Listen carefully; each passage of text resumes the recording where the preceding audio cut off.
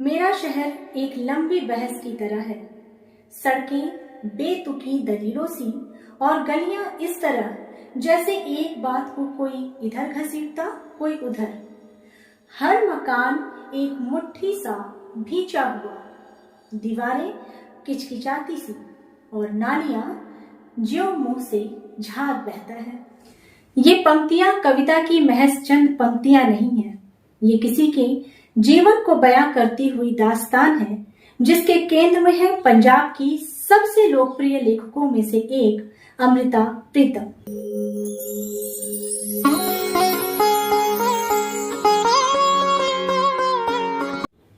नमस्कार, प्रणाम। स्वागत है आप सभी का हमारे कार्यक्रम में, जिसका नाम है साहित्य के झरोखे से।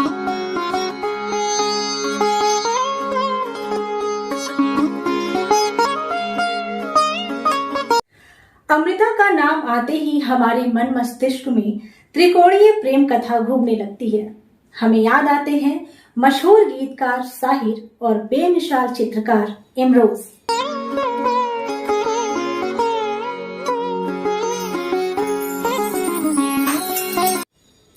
ये सच है कि इनके बिना अमृता अधूरी है, लेकिन अमृता अपने आप में एक मुकम्मल खूबसूरत शख्सियत की मलिका थी।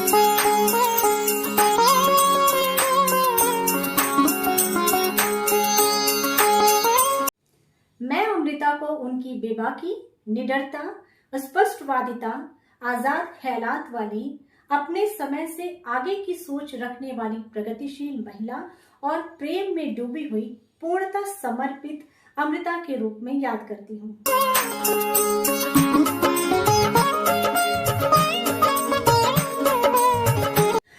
अमृता कौर का जन्म पाकिस्तान के पंजाब प्रांत के गुजरांवाला में 31 अगस्त 1919 को हुआ था। उनके पिता का नाम करतार सिंह और माता का नाम राज बीबी था। अमृता का बचपन लाहौर में ही बीता और यहीं उनकी औपचारिक शिक्षा भी पूरी हुई। इसके बाद उनकी मात्र 6 वर्ष की अल्प आयु में सगाई हो गई और 11 वर्ष की आयु में उनकी माता का निधन हो गया, जिसके बाद पूरे घर की जिम्मेदारी उनके कंधों पर आ गई। 16 वर्ष की आयु में ही उनका विवाह संपादक प्रीतम सिंह से हो गया। विवाह के बाद उनका नाम बदलकर अमृता प्रीतम कर दिया गया। अमृता और प्रीतम सिंह की 2 संतानें भी हुई। बेटी का नाम कांडला और बेटे का नाम नवराज रखा गया।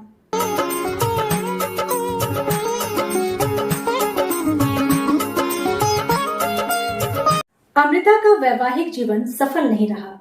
वर्ष 1960 में वह दोनों एक दूसरे से कानूनी तौर पर अलग हो गए, लेकिन उनके साथ पति का नाम प्रीतम हमेशा के लिए जुड़ गया, जिसे उन्होंने कभी नहीं बदला। अमृता ने बचपन से ही लिखना शुरू कर दिया था। मात्र 16 वर्ष की आयु में ही, यानी 1935 में ही उनकी एक किताब भी प्रकाशित हुई थी। एक बार अमृता ने बीबीसी से बात करते हुए कहा था कि जब वो स्कूल में पढ़ती थीं, तो उन्होंने एक काल्पनिक प्रेमी राजन को संबोधित करते हुए एक नज्म लिखी। नज्म वाले कागज को उन्होंने ये सोचकर अपनी जेब में डाल लिया कि स्कूल जाकर अपनी सहेली को दिखाएंगी। अमृता अपने पिता से कुछ पैसे मांगने के लिए गई। उन्होंने वो पैसे उनके हाथ में देने के बजाय उनके जेब में डालने चाहे। उसी जेब में वो कागज भी रखी हुई थी। पिता का हाथ उस नज्म पे पड़ा तो उन्होंने निकालकर पढ़ लिया। पूछा कि ये तुमने लिखा है? अमृता ने झूठ बोला, नहीं, ये नज्म उनकी सहेली ने लिखी है। उन्होंने इस झूठ को पकड़ लिया और उसे दोबारा पढ़ा। पढ़ने के बाद पूछा कि ये राजन कौन है? अमृता ने कहा, कोई नहीं। पिताजी को यकीन नहीं हुआ। पिताजी ने उन्हें जोर से चपत लगाई और कागज फाड़ दिया। अमृता बताती हैं, ये हश्र था उनकी पहली नज्म का। झूठ बोलकर अपनी नज्म किसी और के नाम लगानी चाहिए थी, लेकिन वो नज्म एक चपत के साथ लिए फिर से मेरे नाम लग गई। तो कुछ इस तरह से उनके लिखने की शुरुआत हुई थी। 1947 के भारत पाकिस्तान विभाजन के समय अमृता प्रीतम लाहौर से देहरादून आ गई। उनके शुरुआती दिन देहरादून में बीते। फिर वह कुछ समय के बाद दिल्ली आ गई।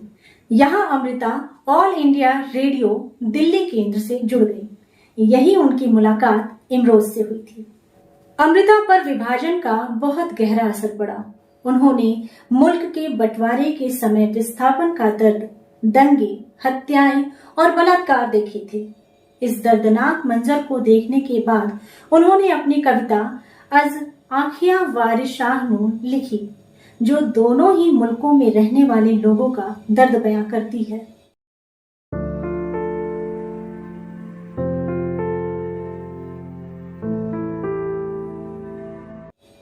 इस कविता ने अमृता प्रीतम को भारत और पाकिस्तान दोनों ही जगहों पर लोकप्रिय बना दिया था।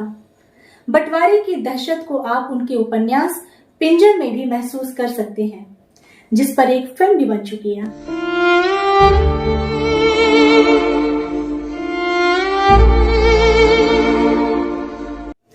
अमृता के व्यक्तित्व को गहराई से जानने के लिए हमें इमरोज की तरफ रुख करना पड़ेगा। उनके बिना अमृता को समझ पाना थोड़ा मुश्किल है।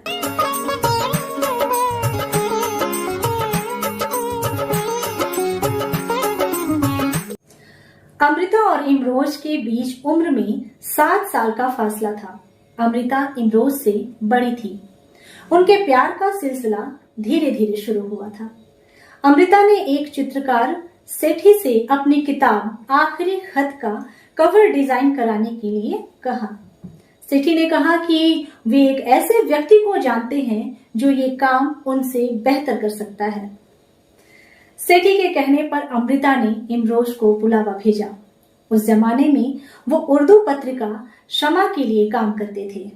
इमरोज ने उनके कहने पर इस किताब का डिजाइन तैयार किया। इमरोज याद करते हैं, एक बार मैं यूं ही उनसे मिलने चला गया। बातों बातों में मैंने कहा कि मैं आज के ही दिन पैदा हुआ था। गांव में लोग पैदा तो होते हैं, लेकिन उनके जन्मदिन नहीं होते। वो 1 मिनट के लिए उठी, बाहर गई और फिर वापस आकर बैठ गई। थोड़ी देर में एक नौकर प्लेट में केक रखकर बाहर चला गया। उन्होंने केक काटकर एक टुकड़ा मुझे दिया और एक खुद लिया। ना उन्होंने हैप्पी बर्थडे कहा और ना मैंने केक खाकर शुक्रिया कहा। बस एक दूसरे को देखते रहे। आंखों से जरूर लग रहा था कि हम दोनों खुश हैं। जब इमरोज ने अमृता के साथ रहने का निर्णय लिया तो उन्होंने इमरोज से कहा था, एक बार तुम पूरी दुनिया घूमाओ, फिर भी तुम मुझे अगर चुनोगे तो मुझे कोई उज्र नहीं, मैं तुम्हें यहीं इंतजार करती मिलूंगी। इसके जवाब में इमरोज ने उस कमरे के 7 चक्कर लगाए और कहा, हो गया अब तो। इमरोज के लिए अमृता के आसपास का ही इलाका उनकी पूरी दुनिया थी। उनके प्यार की समझदारी देखिए कि सालों तक एक ही घर में एक साथ रहने के बाद भी दोनों अलग अलग कमरों में रहते थे और खर्चा आपस में साझा करते थे। एक बार अमृता ने इमरोज से कहा, तुम मुझे जिंदगी की शाम में क्यों मिले? मिलना था तो दोपहर में मिलते। इमरोज बताते हैं कि अमृता को रात में लिखने की आदत थी, जब ना कोई आवाज होती हो, ना टेलीफोन की घंटी बजती हो और ना ही कोई आता जाता हो। लिखते समय उनको चाय चाहिए होती थी।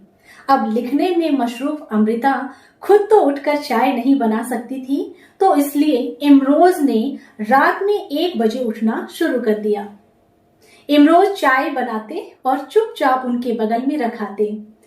वो लिखने में इतनी खोई हुई होती थी कि इमरोज की तरफ देखती भी नहीं थी।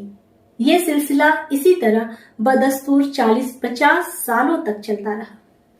उमा त्रिलोक इमरोज और अमृता दोनों की नजदीकी दोस्त रही और उन पर उन्होंने एक किताब भी लिखी, Amrita and Imroz, love story.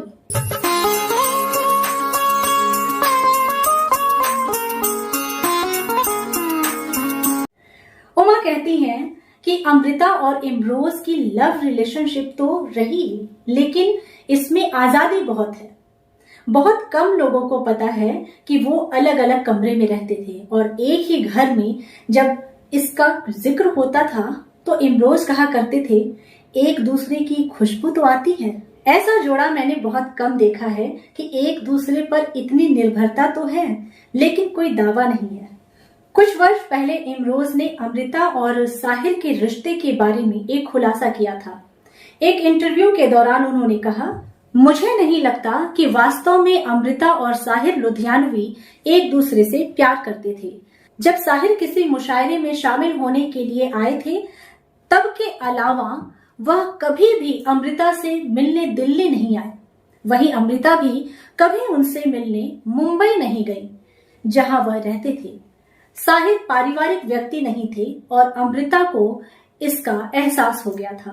एक और वाकया जो मैंने कहीं पढ़ा था कि वर्ष 1958 में जब इमरोज को मुंबई में नौकरी मिली तो अमृता को दिल ही दिल अच्छा नहीं लगा। उन्हें लगा कि साहिर लुधियानवी की तरह इमरोज भी उनसे अलग हो जाएंगे। इमरोज बताते हैं कि गुरुदत्त उन्हें अपने साथ रखना चाहते थे। वेतन पर बात तय नहीं हो पा रही थी। अचानक एक दिन अपॉइंटमेंट लेटर आ गया और वे इतने पैसे देने के लिए राजी हो गए जितने मैं चाहता था। मैं बहुत खुश हुआ। दिल्ली में अमृता ही अकेली थी जिनसे मैं अपनी खुशी शेयर कर सकता था। मुझे खुश देखकर वो खुश तो हुई, लेकिन फिर उनकी आंखों में आंसू आ गए। उन्होंने थोड़ा घुमा फिरा कर जताया कि वो मुझे मिस करेंगी, लेकिन कहा कुछ नहीं। मेरे जाने में अभी 3 दिन बाकी थे। उन्होंने कहा कि ये 3 दिन जैसे मेरी जिंदगी के आखिरी दिन हो। 3 दिन हम दोनों जहां भी उनका जी चाहता जाकर बैठते। फिर मैं मुंबई चला गया। मेरे जाते ही अमृता को बुखार आ गया। तय तो मैंने यही कर लिया था कि मैं वहां नौकरी नहीं करूंगा। दूसरे दिन मैंने फोन किया और कहा कि मैं वापस आ रहा हूं। उन्होंने पूछा, सब कुछ ठीक तो है ना?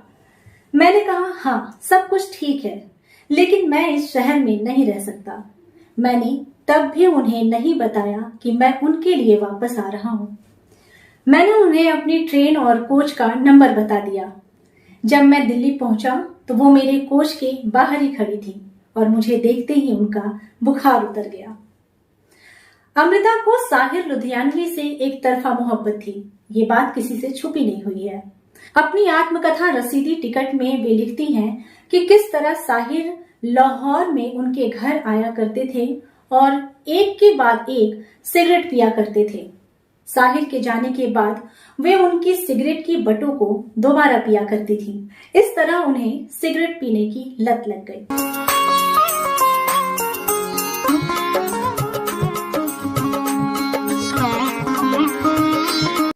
अमृता साहिर को ताउम्र नहीं भुला पाई और इमरोज को इसका अंदाजा भी था।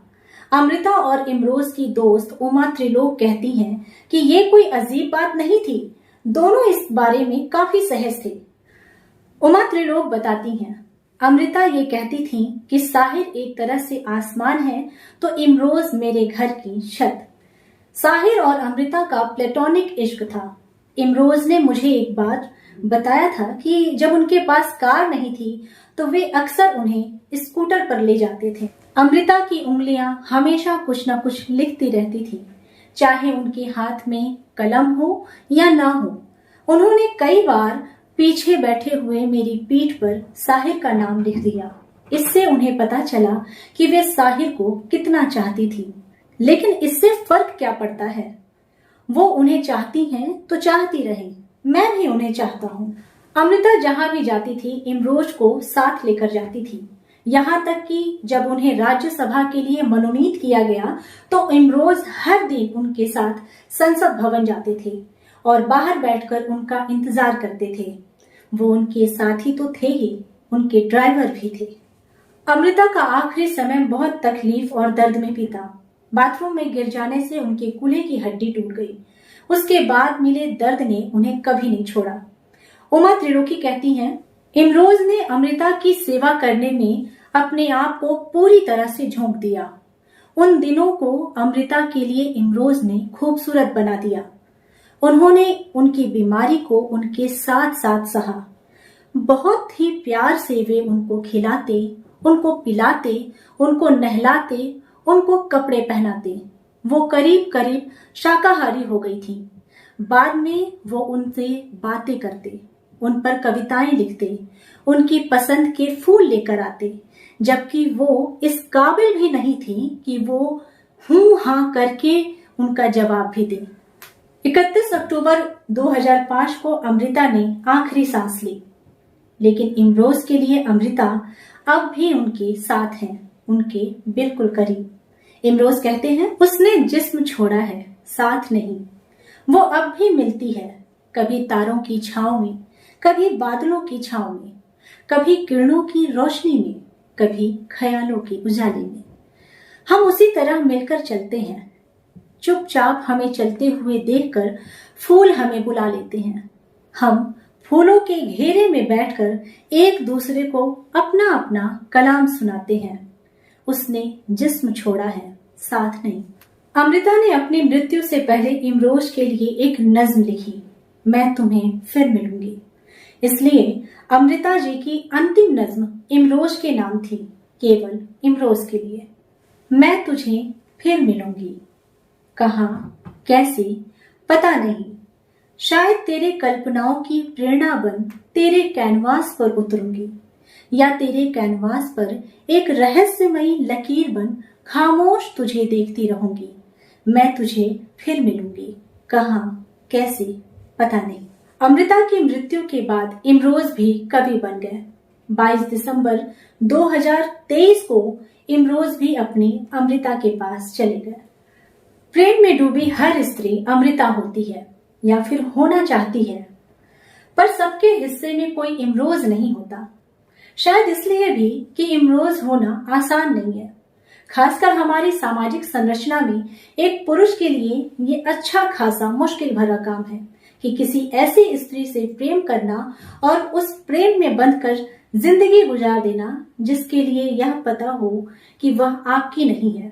लेकिन इमरोज ने पूरी शिद्दत के साथ अमृता के प्रति अपना फर्ज निभाया, और अमृता ने भी दुनिया को ताक पर रखकर पूरे समर्पण के साथ अपने अंत समय तक इमरोज के साथ रही। ये कहानी है अमृता प्रीतम की, या यूं कहें इमरोज अमृता की।